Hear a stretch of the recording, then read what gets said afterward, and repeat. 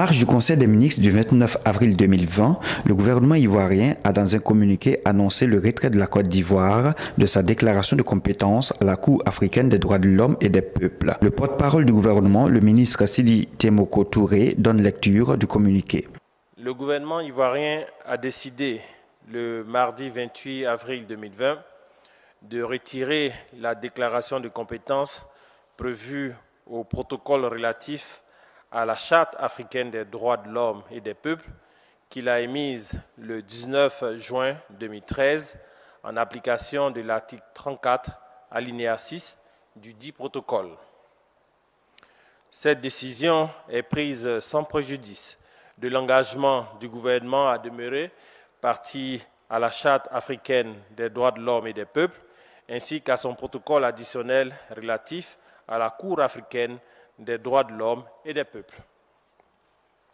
Elle fait suite aux graves et intolérables agissements que la Cour africaine des droits de l'homme et des peuples s'est autorisée dans ses actions et qui non seulement portent atteinte à la souveraineté de l'État de Côte d'Ivoire, à l'autorité et au fonctionnement de la justice, mais sont également de nature à entraîner une grave perturbation de l'ordre juridique interne des États et à saper les bases de l'État de droit par l'instauration d'une véritable insécurité juridique.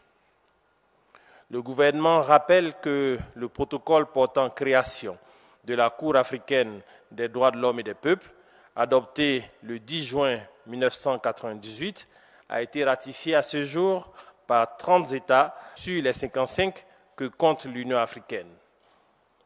Sur les 10 États qui ont fait une déclaration en vertu de l'article 34 alinéa 6 du dit protocole depuis son entrée en vigueur, 3 ont déjà procédé au retrait de leur déclaration. Si pour les autorités ivoiriennes, cette décision fait suite aux agissements de la Cour africaine des droits de l'homme et des peuples, certains y voient un recul des droits humains en Côte d'Ivoire et contraire aux engagements internationaux du pays.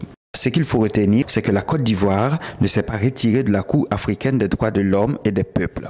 Voici d'ailleurs ce qu'en dit le ministre Ali Koulibaly, ministre de l'intégration africaine et des Ivoiriens de l'extérieur.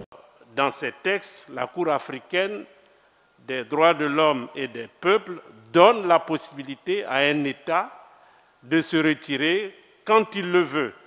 Et donc, c'est facultatif. Mais ça ne veut pas dire que nous nous retirons de la Cour africaine des droits de l'homme.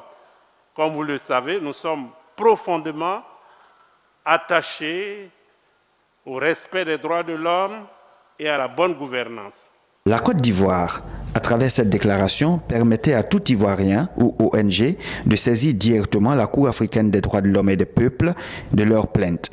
Désormais, avec le retrait de cette décision, la procédure n'est plus possible par les individus et les ONG ivoiriennes. Faut-il vraiment s'en inquiéter? Pas vraiment. En effet, il existe une alternative pour tout Ivoirien qui souhaite dénoncer des violations liées aux droits de l'homme. Il devra saisir la Commission africaine de sa plainte qui, après appréciation, décidera de saisir ou pas la Cour africaine des droits de l'homme et des peuples.